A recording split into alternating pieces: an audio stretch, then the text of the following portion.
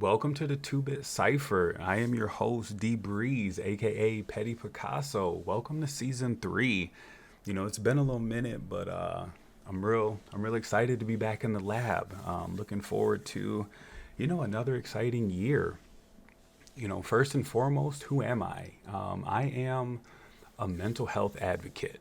And I specialize in trauma, specifically childhood trauma. I am a person who experienced some trauma at the age of 4, and I didn't start healing until probably my mid 30s. I'm also a cancer survivor, so I've experienced a lot of trauma, and I'm also an empath, so I feel, people's pain. And through all of that, I want people to, be a lot happier, be at peace, and heal.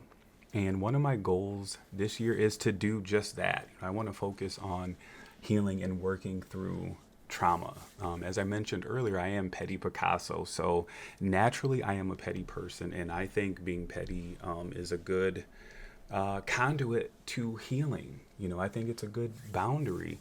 And we'll get into that, later on in the season. But that's kind of, the surface level of who I am. And I just wanted to talk about what I would do if I were to start healing again, just to give some people a guideline of some sort to healing. So let's get into it. First and foremost, I would suggest committing to healing. And what I mean by committing to healing is committing to everything that comes along with it. The pain, the sadness, the long road, because that's what it entails. You have to do some things that hurt, and, one thing that, you probably will have to do, it involves some people or situations that have been around your life for an extremely long time. And anytime you have to make changes or even cut those out of your life, it's going to hurt.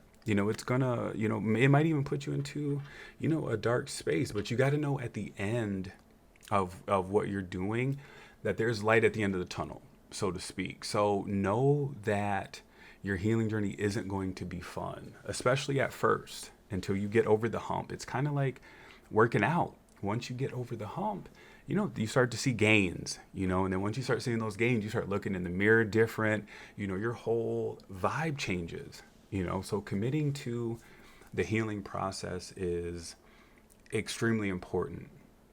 And then after you commit, I would suggest draw yourself a roadmap. How does your healing journey look? Because we all have experienced different traumas, right? Different lengths of traumas, so, and we're all different people. So healing isn't, it's not, it's not the same for everyone.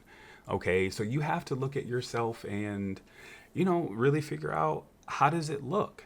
One suggestion that I would have: start with boundaries. Okay. And I won't get into too much about boundaries in this video. But boundaries are about access control. It's about, limiting access to you and limiting your access to negativity and, things like that. There are a lot of negativity or negative things in the world, and boundaries help remove that, and they help keep the negativity away, right? So that kind of clears the pathway to healing. That's definitely what I would do, because I didn't do that first, but that's definitely what I would do first. Understand boundaries and, try to figure out what works best for you. Like I said, for me, being petty is a boundary, and I'll definitely get into that later on, but it is a boundary, when understood, right? But you got to understand it just like anything else. So definitely read up on your boundaries and things like that. And if you don't know anything about boundaries, ask some people. I'll drop hints, or not hints, but I'll drop some tips and things on boundaries. But at the end of one thing with tips and looking into boundaries is you gotta do what works for you. Okay, a lot of times when you research and ask, you think, oh, well, I should do that. Well, it might not be for you. Even being petty might not be for you, right? So you got to really look into it and, test some things out. But definitely, I would definitely start with boundaries. Like I said, it clears the pathway for the healing process. And then next, I would go into acceptance. Okay, acceptance helps us with the things that have happened to us that we can't control, right? Especially if you've experienced some childhood trauma.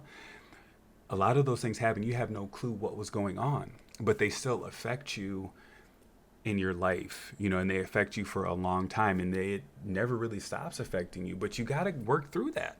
Otherwise, you're not going to properly heal. So start with accept the fact that you weren't dealt a great hand, but even a great hand can, win the pot, and there's a lot of pain, and that's where, for me, that's where most of my pain is in my childhood, and that trauma and the things that I could not control. And you gotta, for me, just accepting it and, trying to move on. You gotta take a look at yourself now. Are you still here? Yeah, I'm still here. Is everything okay? Yeah, everything's good. Okay, well, it is what it is. It was shitty. It sucked, but yet I'm still here. I'm still thriving. I'll definitely get into, more about acceptance later on as well.